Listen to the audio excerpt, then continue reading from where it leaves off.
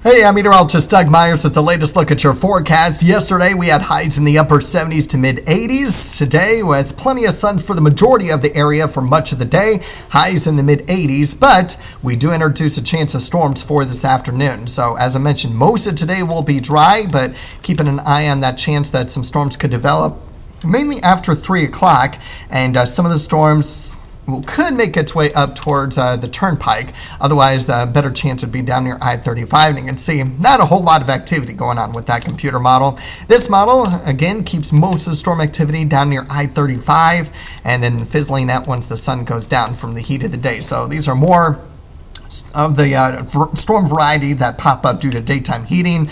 It's the weather pattern that the southeast typically gets almost every day in the summer.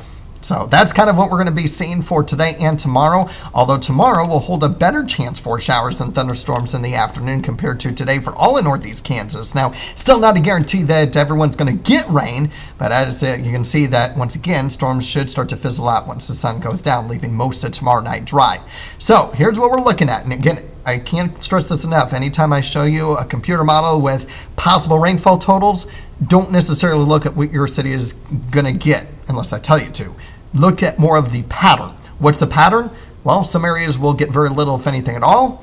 Other areas, because of some locally heavy rainfall, could get at least a half-inch worth of rain or close to it.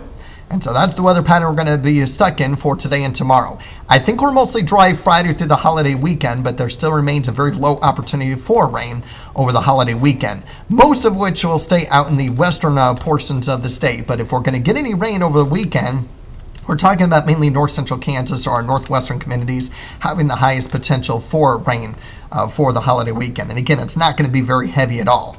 So that's the European model, and here's the GFS computer model showing that, once again, rain stays mainly out towards the western half of the state. Maybe a little bit better chance of rain in north central Kansas Monday morning, at least compared to the European, but again, most of the day dry.